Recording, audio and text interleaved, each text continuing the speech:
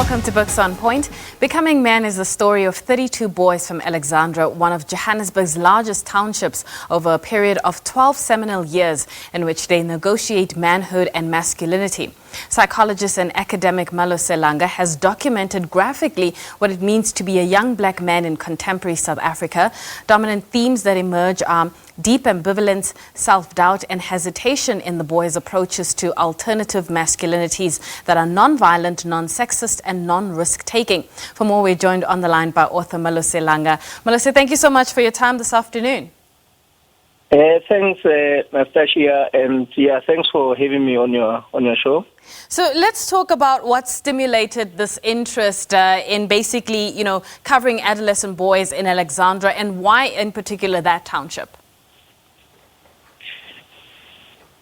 Yeah, I guess as per your introduction, often when we think about young men in townships, though I'm using Alexandra as an example or as a research site, we think of them as people that perpetrate violence, and I guess that is the dominant depiction of young men in many townships in South Africa beyond Alexandra. But what you're seeing in the book is that the whole process of becoming a man, it is fraught with all kinds of emotional processes. And I basically argue in the book that if we were to recognize some of the emotional processes that young men go through, we may begin to find answers to some of the social ills that we are faced with. That obviously some of the social ills, it would be excessive drinking amongst young men, gender-based violence, issues of having multiple partners, and other risk-taking behaviors that young men engage in. Right. So take me through the alternatives to masculinity that are out there, because we also come across the definition of hegemonic masculinity, which you talk quite in-depthly about in the book. Yeah, I guess what is popularly known in the public are certain stereotypes of how men sort of behave, that they need to be in control, they need to dominate, they need to have power over, others. And like I said earlier, engage in risk, taking behaviors. So obviously those are the prescripts of hegemonic, masculinity. So alternative, obviously, is the opposite of that.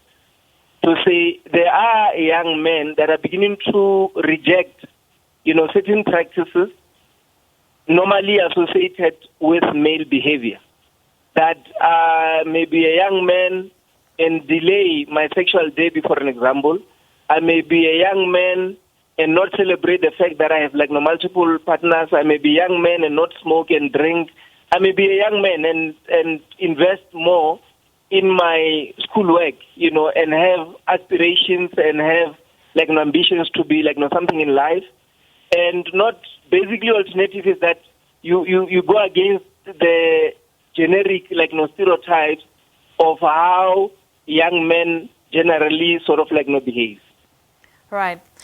So in the book, we follow the growth of these boys, and they struggle between identifying as Tootsie boys, which is defined in the book, and academic achievement. How do they navigate between those two, what might seem as polar opposites in this end?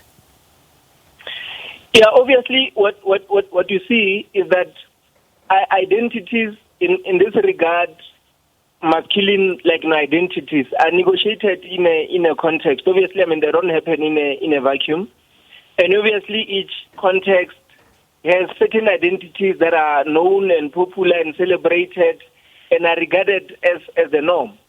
So obviously with Tootsie masculinities is that as a young man you must be defiant. If you're at school, you refuse to follow teachers' instructions, and basically you spend a lot of time on street corners and you smoke, you drink. But obviously then if you're an academic boy, you're seen as a CC, you're seen as a teacher's pet. Obviously, you're trying to be different, but there's a price that one sort of like no pays.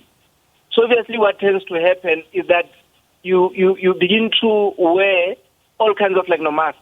And in the book I talk about boys finding themselves in a borderland, where I'll fool around, I'll masquerade as if I'm a Tootsie boy, but I know that I'm not a Tootsie boy. But for me to be accepted, I need to do like certain things that Tootsie boys sort of like do, sort of like for me to belong to the boys' club. And obviously, I mean, I guess for some, they're never able to come out of the Tootsie world. They get to a point where, obviously, I mean, they join gangs and they start committing all kinds of crimes.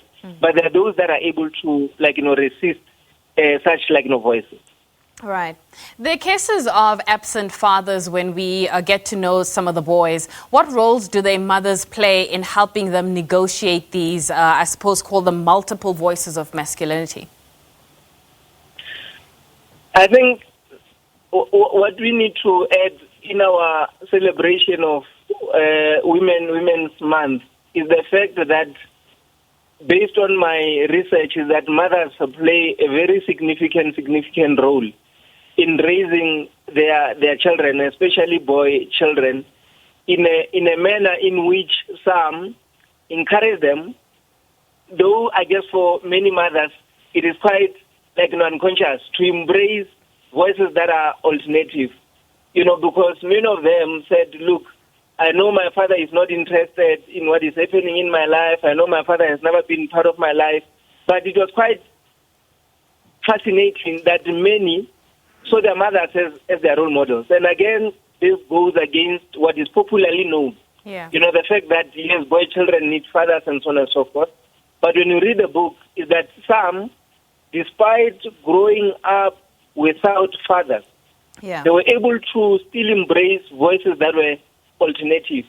And they attribute that, to the fact that they had mothers who were able to pay attention to their sacrifices and struggles that they were going through as young boys growing up in this context. So obviously, I guess the key message is that mothers do play a significant role in raising children. Malose, thank you so much for your time this afternoon. That is author Malose Langa. Well, we have more news with my colleague Nzinga Gunta at the top of the hour. Your weather details are up next. It's a good afternoon from you.